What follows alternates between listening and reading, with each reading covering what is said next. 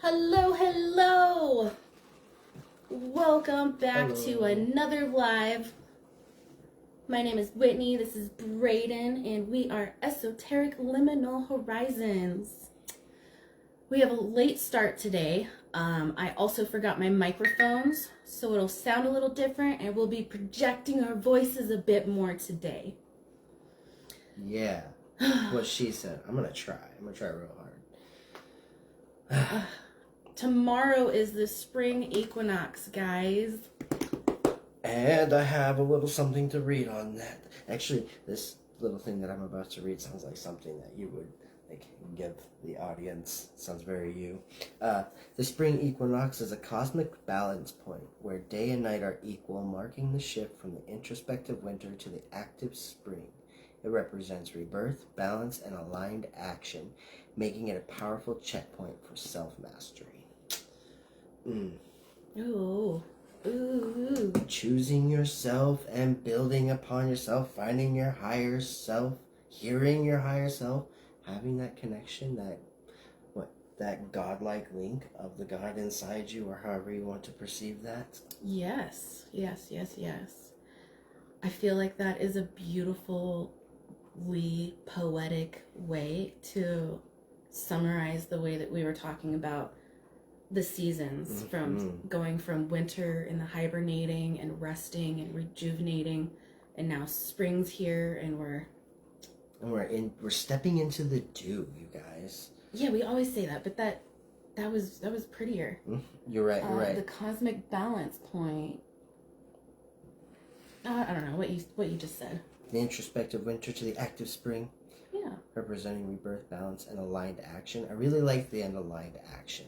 Yeah. It's a powerful checkpoint for self-mastery, for choosing yourself, for building that connection. Like, you guys, it's 2025. It's our year.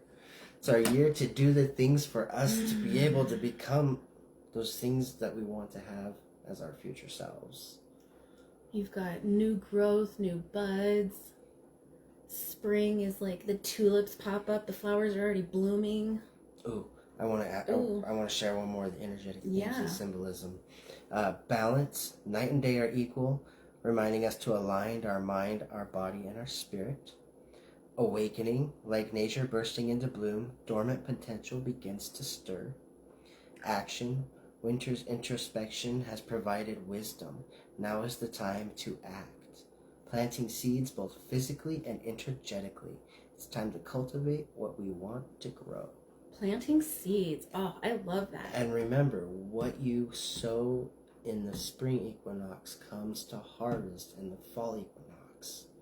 So you get to see the fruits of your labors come fall. So recognizing, guys, that what we're choosing to do, even though it seems hard and it seems like it's going to be a big monumental task, it's supposed to be. Everything has its time and its season. So what you plant now, the intentions you set, the actions you take, you're going to see the fruits of your labors come the fall equinox. So get excited. You don't have to feel pressured like you don't have enough time. You have all the time in the world. Bask in it. Take advantage of it. All right. And now we are going to step into talking about Ostara. Ostara. Some other Easter holidays. Ostara.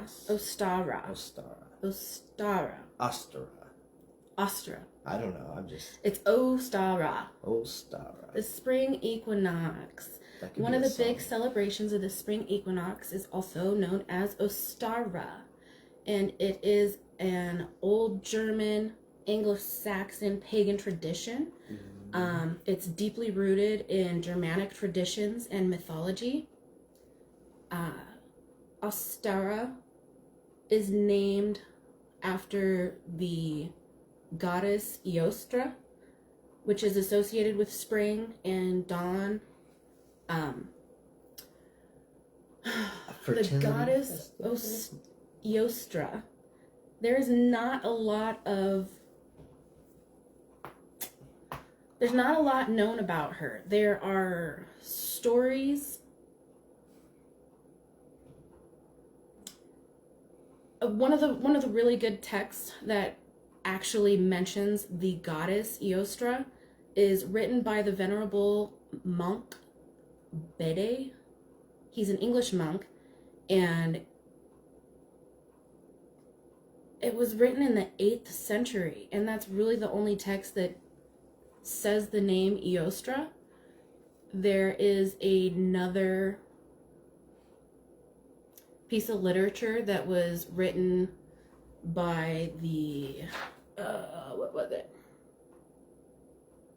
By the University of Florida that has a story about Eostra, and that's recent, within the last couple centuries. So there's not a lot written about Eostra, but so she's another enigma, like what's her butt from last week?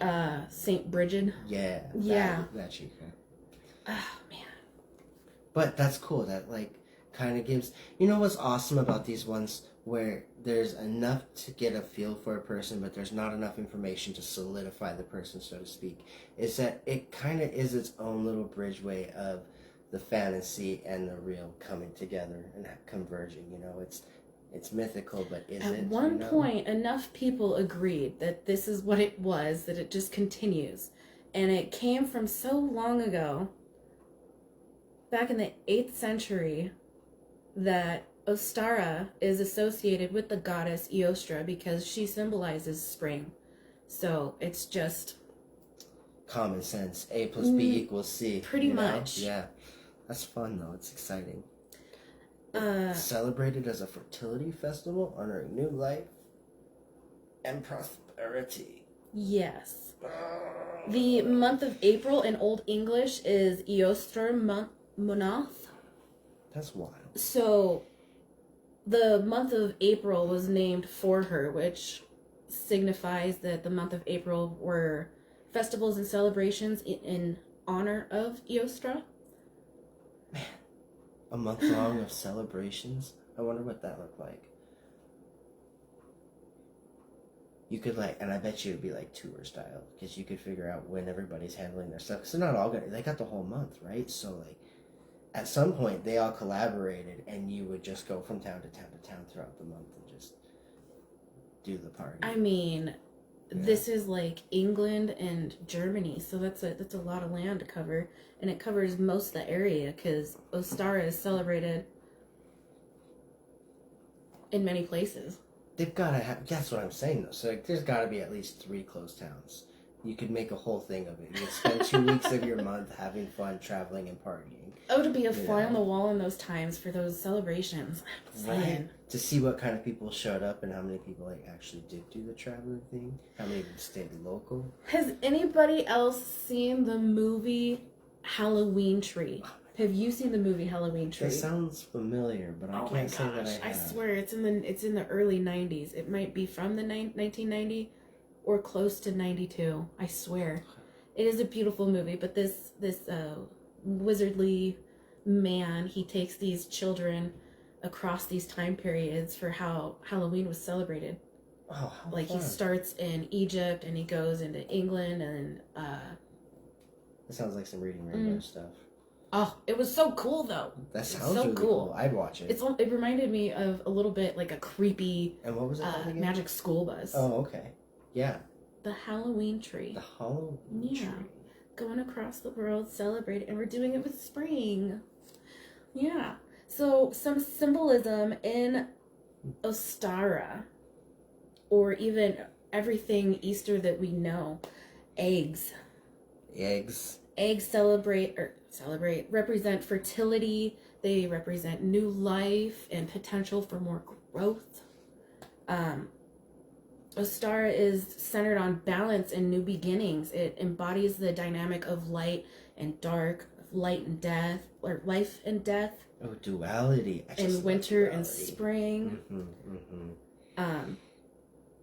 Renewal and resurrection for, some religions. Rabbits we see a lot of, and they represent fertility again, and abundance, and spring energy in general. Well, and everything's growing, your crops are going to be starting off, your grass is going to have to start being cut. Weeds will have to be pulled. The whole shebang. Something that is a way to celebrate spring is seed blessings. Ooh. Blessing the seeds with hope and wishes for a bountiful harvest. And another one is greeting the dawn. Greeting the dawn. Greeting the dawn. So waking up early and watching the sunrise. Feeling the warmth of the sun on your skin, because from the spring equinox forward, the days get longer. We're welcoming warmth, welcoming the sun back. I saw a really fun two different things on here that I think you're gonna appreciate. An earth-based ceremony. Ooh. Where you bury a small object or letter with your intentions. It's a literal act of planting your goals. Planting seeds. Planting what? Your goals or your seeds. So you take a piece of paper, you write down your intentions, your goals, or whatever it is that you are looking to step into for your fall equinox or your spring equinox, and then you go physically bury it into the ground. And you could write it on a seed. You could write it on a leaf. On a rock for all we can. On a piece of paper. On a rock. And then bury that bad boy. And then the other one is fire release. And this one I know you're familiar with. Write down limiting beliefs and then burn them to symbolize renewal, to take away every energy. And then one more, is like going along with that is you're recognizing, like, you're pruning, right? You're pruning away the dead leaves. You're pruning away what's not needed. And you're making room for that new growth. So you're letting go of what's no longer serving you. So doing this fire release is a form of that. It's a way to energetically start the release of what you're trying to let go of.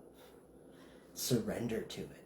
I like the idea of writing it on a leaf or something else that would decompose in the earth because it would release slowly. Ooh. I just love that. Ooh, that just brings me some. It makes me feel tingly, even the leaf decaying, because it's part of the cycle. Yeah, and it nourishes the soil. It's like whatever it is. So it's energy transfers, right? So but what you write on it, that energy will go with it too. Yeah, it's an intention. It's an intention with energy. That's beautiful. The intention with energy is magic. Yeah. Meditate seeds, come back and watch them grow. Ooh, yeah. Ooh, I like that. You could put a little pot, a little planter pot for like little tiny flowers or whatever it is you want to grow, and you can write the intention on the pot so you can visually see it and put that energy into the plant. I wonder what a plant with ambition versus a plant that was given, I don't know, that sounds like it could be done on New Year's as well. And like seeing how they each grow. You'd have the same plant. Same plant seeds. Well, you're not planting in New Year's. No. So doing it in spring makes more sense. But you could do it. You could indoors. Get a start early, and some plants are indoor plants. So you could take advantage of that. I don't know. I just found a new thing that could be done on New Year's and for the spring. That's beautiful. I love that. Yeah. Ooh. Right. I was about it. Anyway, sorry. Back to what you were saying. You were talking about a little bit of. Sorry. Bunny shreds. So we know that Ostara and Easter are connected. And there are some debates that Ostara came before Easter and Easter came before Ostara. But either way, Easter is a little bit different than Ostara. They share many qualities, but they are a little bit different. Easter is a Christian holiday with Jewish traditions, and it's celebrated under the first full moon after the equinox. And Ostara is celebrated on the equinox. And Easter is more about the tradition, and it's rich with history. Ostara is more about the season. I like that. It's like culture versus beliefs. I don't want to say religion, but beliefs and understanding, because like one's elemental, if you will, while the other one is culture. in nature, because if one is about spring and it's about what nature has to offer, it's about the elements, right? So it's more of an elemental celebration. Yeah. Whereas Easter, I see what you're saying. Yeah, Easter is more like culture. It's people coming together to like build community on folklore, that history. Yes. Yeah, exactly. Like both of them celebrate spring. Different aspects of spring. And the arrival of spring. Yes. In many ways, rebirth is celebrated with both of them. Yeah, one. You see a bunny in both of them. You see, well, I suppose not a bunny, but you still see all the symbology shared between both of them. So the bunny, the eggs, the flowers, the pastel colors. Yeah. It's exciting stuff. It's fun to see how one begets the other, if you will. Seeing the interconnectedness between things. How all things are same but different. Yeah. The duality of life. They're it's really hard to tell them apart. They have their subtle differences. They do. Other than, like, I guess the biggest one would be like the feeling behind them. Like Easter, I remember Easter feeling for me very much about, it was about Christianity. It was about remembering. You wear your Sunday best. Yeah, and you still have the eggs. You still wear white and pastel colors. Yep.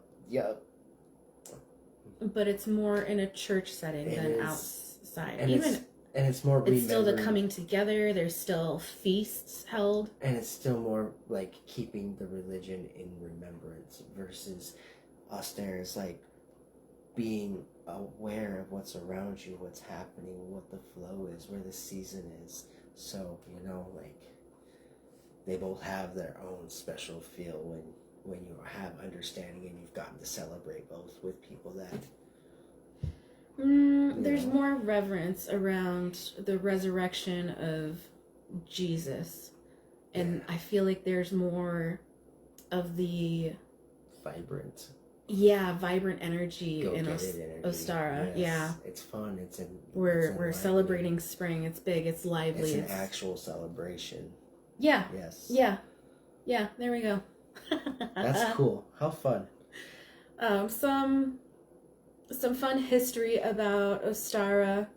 Egg decorating stretches as far back as 60,000 years ago. I want to know how they know that. Like, what document was like, and we painted the eggs.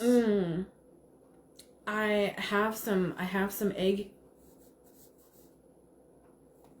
Some different egg the celebrations doesn't seem right. I have some history on eggs and how they decorate them around the world. We should just jump to that. So in Europe, in the Middle East, they do a thing called egg tapping, and that's where it also may have originated in Greece. But you take a hard-boiled egg, you and whoever else you're playing this egg tapping game with, and you take a spoon and you tap the pointy end of the egg. And you each take turns tapping, and whoever cracks the egg first loses. So the last person left standing with an uncracked egg wins. So we all have our own egg. And we're all like banging it with a spoon. Okay. Yeah. All right. I could be down for that game. That sounds pretty. In the White House, there's a egg roll game, and really? You roll your eggs down the hill with a wooden spoon. The kids would, and whoever makes it the furthest without their egg cracking wins. So I guess there's a hill, and I guess eggs probably break easily. So do you think the parents purposely threw rocks in different spots? Or maybe it's a raw egg. It didn't specify whether the egg was raw. If the egg was raw, then you would know if you cracked it. Right. And maybe tapping it with a wooden spoon and getting it to roll. That was celebrated at the White House. In France, people make giant omelets. A giant omelet for their entire household. Do they have a pan that big? Like, are they using big pans? Or are they just making multiple big omelets? Like, a giant omelet, it says. I want to see the pans. And where? Besieres. Besieres? I'm about to bust out my third screen. I've never done this. It's supposed to be an omelet big enough to feed your entire house. And I think, yeah.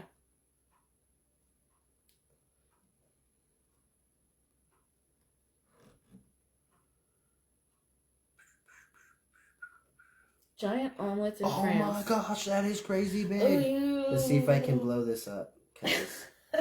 What? You guys. They are not kidding. They are not kidding at all. Giant omelets to feed the little town. If we went back further, they would make them for an entire town. But yeah, if you wanted to celebrate in a way, the way that France does, making a giant omelet that could feed your entire household. Yeah, that's huge. That's extreme. That's some street food. You know, like with eggs, with the price of eggs of what they are right now, could you imagine? Like that would be maybe next year. The world's like most expensive omelet ever. Wow. Unless you have your own chickens. Yeah, that's very true. That's very true. Just goes to show you everything is. And it's probably something that they plan for.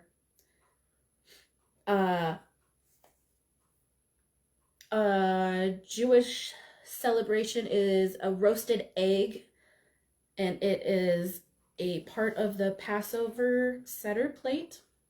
They probably all have chickens. You're not wrong. I love that. Sorry. Anyway. Marzipan eggs are a sweet treat from India. They're made with ground almonds, sugar, and egg whites. They are baked and decorated like eggs. Oh my gosh, I would eat so marzipan many of those. eggs. That sounds delicious. I wonder if you can I bet just a simple recipe. I have to look it up. Argentina has giant chocolate eggs. They take it to the extreme. So I bet for similar to the giant omelets, we have giant chocolate eggs. Giant chocolate eggs.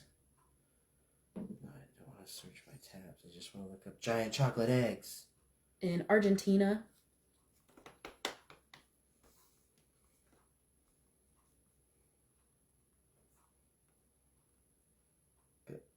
Argentina. Alright. I'm going to check over giant chocolate eggs. Oh my goodness. Gosh, they're not kidding. Giant. This is excessive. My love. Alba is here. Rick is here. Thanks for joining us, guys. Giant chocolate eggs in Argentina. Eggs around the world. Are you going to give me a big picture? I got to find one of the I mean, that dude's picture. Standing there next to him. Boom. Oof. Gosh, do they eat that chocolate? You'd have to turn it into like hot chocolate. It'd be so stale. Think of all the bugs that land on it. Giant chocolate eggs in Argentina. Yeah, look at the size of them eggs. That's crazy. I wonder how much that costs. That can't be cheap. Everybody has their own cows in Argentina. Get their own milk. Cocoa beans are not that expensive. You're really taking this apart, Brayden. I mean, why not, right? Like, just for the moment. Sorry. I don't know. Maybe they get their chocolate from other chocolatiers. I didn't have anything for that. I thought I did. They stole it from the other chocolatiers that Wonka had chased out of town. There you go. Yep. In Germany, they decorate trees with colored eggs, and they are Easter trees. They have a name, and I'm going to butcher it. Butcher it. Osterarbaum. Oh, wait. Let me hand you my axe. Try again. Osterarbaum. Boom. I wouldn't know. I don't speak German. Colored eggs on an Easter tree. What? So it's like Christmas, but in Easter? Yep. And that is a German tradition. Huh. Cascarones are confetti-filled eggs, and they originate from Mexico. They're filled with glitter, and you would break one over somebody's head for good luck. And they're just cascarones. And they're decorated with tissue paper. Decorated with tissue paper. Japan has a tradition of decorating eggs with fancy paper, and they're washi eggs. In Persia, they have elegantly hand-painted eggs, and they are called Nowruz. Probably butchered that one as well. On that one. In what place? In Persia. Persia painted eggs. Elegantly hand-painted eggs. Painted eggs. And Ukraine has eggs decorated using dyes and beeswax, and I'll butcher that name too. Pisanki. I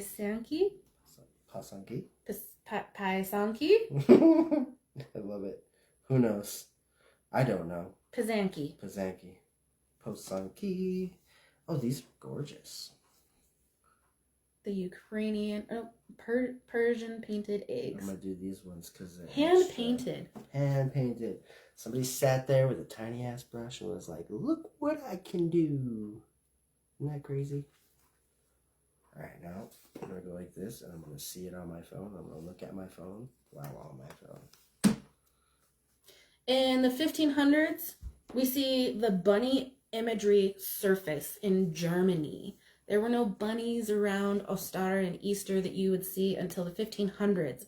I wonder what made that happen. It laid the groundwork for the Easter bunny. So do you think that was like political, or do you think it was cultural? Like, was somebody just so high up there that he could say whatever he wanted and everybody else just like ate it up? Could you imagine being a person like that? I think it would be cultural. Culture, yeah. There was a lot of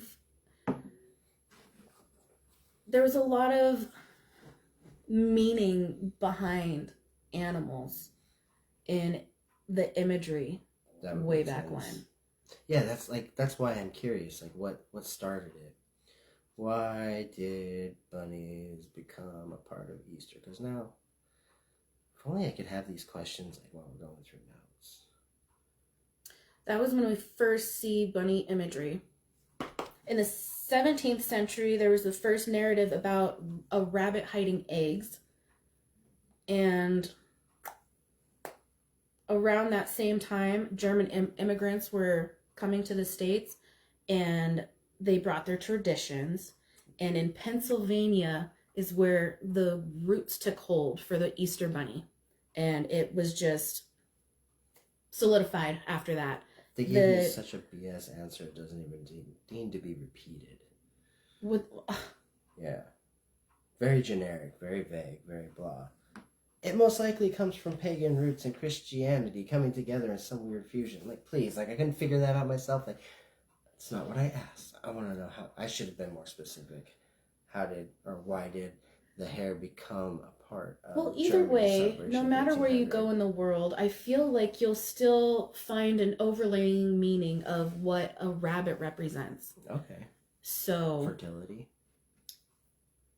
I mean, everything blossoms in the springtime. You know, a lot of the animals are giving birth, and what other animal multiplies is quickly. Yeah, that's why it's the sign of fertility. I could definitely see that. They're just like more open about it. It's not to say that like mice and rats can't have more, but you don't see them like you see bunnies. Bunnies are out and about everywhere, them and their young. Yeah. You know. I remember the big outbreak behind Walmart, like back in 2008. We had a bunch of black bunnies that ended up getting, or black and white bunnies that ended up getting with a bunch of jackrabbits, and then we had like black jackrabbits. It was wild. I don't know whatever happened to them, but they were there for a few years. We have a crap ton on our block of bunnies. I mean, we have a lady on the corner who feeds them. That's awesome. But she's the bunny man, whisperer. and they're all, a lot of them are black. Huh. And what's funny is because people keep releasing their animals, a lot of the bunnies that we see around here are not even native. Yeah, they're all domesticated. They come from all over the place. Mm-hmm. They found a way to survive and adapt. It's kind of weird, like, to have it, like, work backwards. Like, you're a docile creature, and all of a sudden you have to fend for yourself, and it just works. Like, talk about evolution. Did you know evolution. that guinea pigs... Have you looked up wild guinea pigs? No. Wild guinea pigs? Wild guinea pigs. Give me the short and long of it, man. I don't know. It's just crazy, because, like, most people know them as pets for a long time. Yeah, like, so, so, like, they're not just completely bred in captivity? Exactly. They're not completely bred into captivity. That's freaking wild. Wild guinea pigs. What, so they catch guinea pigs and then start breeding in other colors? How do they do that? Wild guinea pigs, also known as cavies, are shy herbivores native to South America. They live in family groups in grasslands, forests, savannas, and deserts. But, like, why are there so many different colors, you know? I don't know. I feel the same way about rabbits. Like, it's hard to tell wild rabbits in the city unless you are familiar with living in the country. With all the rabbits that we have in the city, which ones are wild? Most of them, like probably 90% of them are. They've integrated one way or another. Yeah, it's just... That's freaking wild. Nature will find a way. Bunnies. Bunnies. And whatnot. And in the 17th century, we got the Easter Bunny really rooted down in Pennsylvania. And there's a name, and I'm going to butcher that too. Osterhaus. Osterhaus. Where are we reading at? I want to see the word. Oschchter. It's German. Osterhaus. I wouldn't and know. In the 1800s, we get the creation of edible Easter bunnies. It finally goes mainstream. And egg decorating goes mainstream as well. Yeah. Is shells, cascarones, is shells. Rick, Bunnies. They rapidly multiply, so they represent fertility. And my last little bit of tidbit is the spring equinox is also called the vernal equinox. They're the same thing. But the vernal equinox is a term that's more used in scientific conversations. Ver is Latin and it means spring or spring related. So vernal translates to spring equinox. The equinox occurs when the plane of the Earth's equator passes through the center of the sun. This happens 2 times a year. You got spring and autumn. The spring equinox and the autumnal equinox. When the sun passes in front of, or when the Earth passes in front of the sun, is that what you said? The Earth's equator passes through the center of the sun. Got you. Spring is when the sun crosses the celestial equator, moving northward, resulting in almost equal day and night across the entire Earth. Almost completely. And it typically occurs March 19th-ish to the 21st in the northern hemisphere. What? And then we find out that even though our Earth is round, all of our continents are actually just on 1/3 of a side of the Earth instead of all the way around it. And that's why things like that can happen. I know absolutely nothing about Earth, its rotation, and all that other. Do you know how many Earth emojis there are? Like, if you go to your keyboard and you look at the different Earth emojis, you've got, like, different sections of the Earth. So you could almost specify. But that's all perceived. You know? Like, see, yeah, we can't get into this. We really can't. Especially not over here. Like, it's just, all I'm saying is, like, between the Earth and the Moon, I can't wrap my head around all of it. And so I have a lot of questions. Not necessarily that I believe half the stuff that I hear, but, you know, I'm searching for the truth in it all, if you will. So that is kind of like one of my suspicions. Like, what if everything on the Earth, like all of the continents were like on one part of the Earth instead of all of it? How wild would that be? I burped. Excuse me. Oh, gosh. No, I'm just kidding. I feel like I skipped over the University of Florida's little tidbit on Eostra because we talked about this before we did this. So I feel like I'm repeating myself because I'm supposed to be repeating myself, but I don't know if I repeated that. Well, who cares? Say it again anyway. So there's not a lot of literature about Eostra, the goddess in which Ostara is named after. But we get this story from the University of Florida about Eostra and how she saved a bird in the middle of winter from dying by turning it into a rabbit. So this goddess of spring saved this bird from dying by turning it into a rabbit.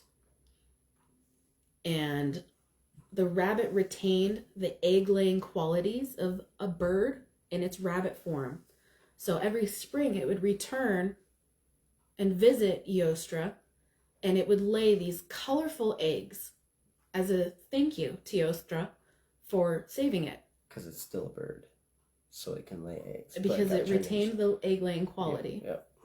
So I don't know exactly where that came from or when it was written or where they got that story from, but it just came into existence at some point. Yeah, it just solidifies the Easter Bunny into existence as part of can lay eggs. Eostra, where the eggs come from. And then you find some document years later that it might come from the 17th century text. But there's some other stories of a rabbit hiding eggs. But the legitimacy of them and finding where those stories originate from are just... There's a huge debate. There's no solid proof. Yeah, and then we find out one day that they were just creative writing assignments for some... But either way, we can celebrate spring in many ways. Apart from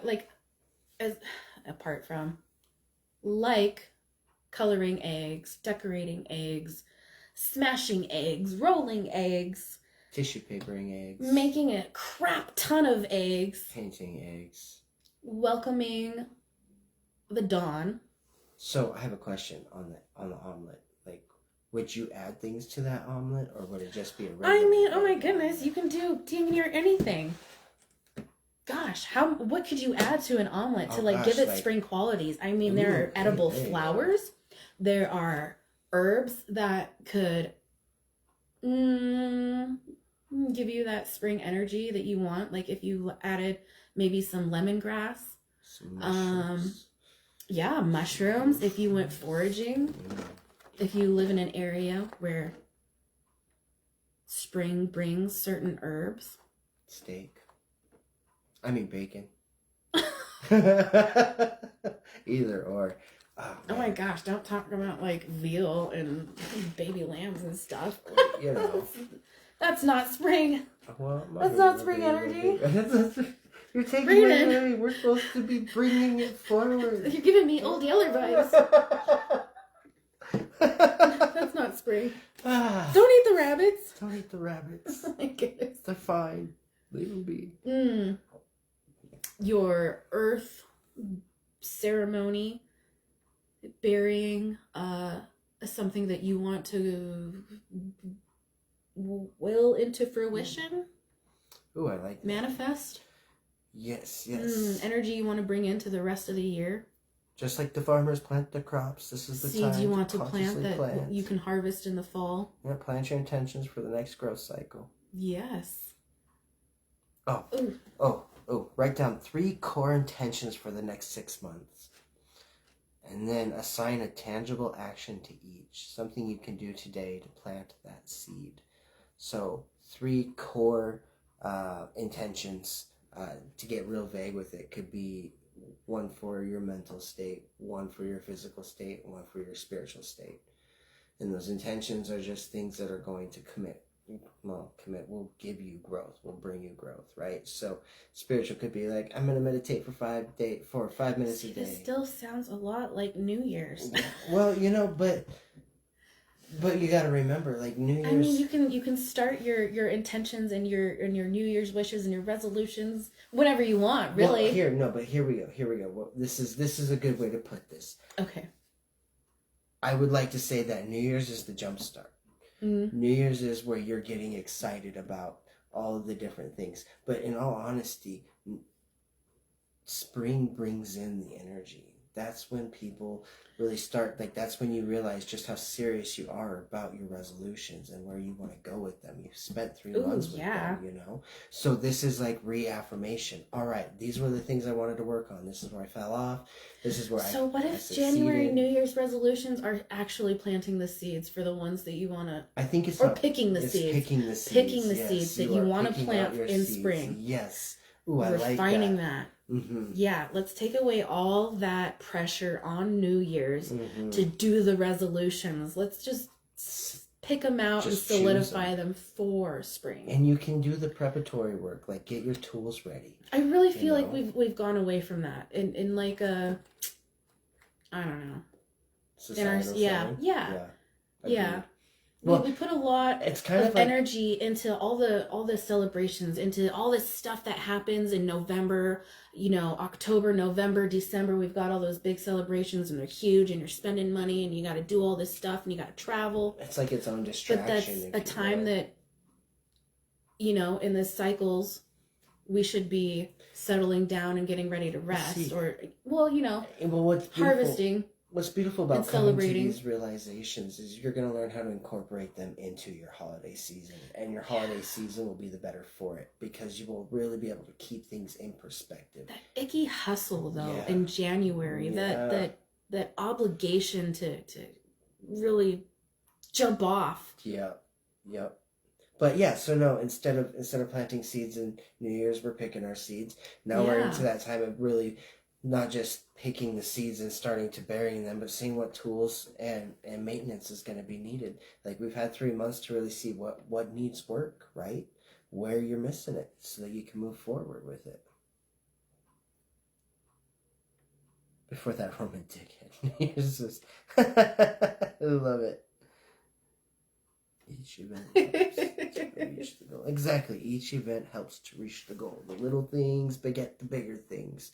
But yeah, so find your intentions, find what you want to work on, and then pick one small thing that's an action. Because spring is about taking all the thoughts and all of the wisdom acquired and bringing it into your physical existence. Bringing it to the forefront so that we can do something about it. Practice what you preach. Spring is a springboard. Practice what you learn. Like, remember, everything that you learn has a physical action tied to it. Yeah, or an emotional action, which is in its own form physical because it's coming from a physical body. Say that again? But every action, oh no, I don't know. It's just gone. Stupid. Okay, I thought you said everything you learn. Yeah. Oh yeah. Everything you learn is its own action. There is an action tied to everything that you learn. There's something that you change physically. Like your emotional state, I know it's its own thing, but it still resides in a physical understanding, right? So like becoming more physically aware of everything your emotions. You learn affects you physically? No, everything you learn has an action tied to it. There's an action that you take, whether it's physical, mental, emotional. That's a better way to say it. But there's an action tied to it that brings it into physical reality. Like if you're working, like I'm working on procrastination. There's a lesson in that, learning and understanding procrastination, right? And that lesson has an action tied to it. For me, it's being more aware of how I physically feel in the moments where I am being in a procrastination mindset. So then I can start evaluating that. That's an action that's tied to the lesson. You can't learn that lesson. You can't grow with that lesson until you take this action. And once you take this action, it's a part of you. It's just I was getting hung up on reading. Oh, reading? Reading. So each time I read and learn something, I am affected physically. oh man, I didn't even think about it like that. But you're not wrong, right? Like you literally just downloaded information into your brain thoughts and then assimilated it into life experiences that seem familiar and like expound experiences. Experiences are a way to learn. I guess I was hung up on only one way of learning, and that was reading. Yeah, no, like, see, man, communication is a wild thing. How people take the words that you say is so wild when you really can get to the nuts and bolts of it. Are you ready for tomorrow? What's tomorrow? Oh, the Tomorrow's spring the equinox. Yeah, I think I am. Do you feel that spring energy? I do. It makes me really bouncy. Feels like a radiant sun. I have gotten roughly 4 hours of sleep the last couple days. I am tired. I do not feel springy. I have not felt springy the last couple days. But, today in the sunshine, even I had to scrape off a layer of ice all my windows this morning. Oh man, I turned the car on and walked back inside. I was like, I'm not dealing with this. I've had my car stolen, so I have a fear. And I don't have a key fob, so I can't do that. Mine's a standard. I can't do it for very long. Except for my dream the other Today night. did hold a lot of spring energy, regardless of how tired I was. Mm-hmm. Today was a very much... At the same time, it also felt like we had all seasons. We did. Oh, we did. It was snowy this morning. It was nice by this afternoon. It got windy by this afternoon, like spring and fall tend to do. That cold, nasty wind. Or I guess between today and yesterday. Yesterday was because it snowed yesterday, and then it rained all day. Oof. Yeah. Ugh. But we had to close the blinds because you couldn't see us because the sun was shining so much, and that was some beautiful spring energy. Oh, that sunlight. Oh, it felt good. Welcome the dawn. Celebrate spring in your own way, however you do. Either way, we're all doing it in similar ways, with color, with dyeing eggs, with feasting, planting your intentions. Planting your intentions. Yeah, that's all I got. I'm trying to remember if we have any announcements. Oh gosh. Or anything. I hope not. I'm not prepared if we do.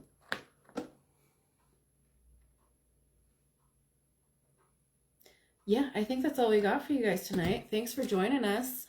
Thanks for hanging out. Steph and Rick and Alba.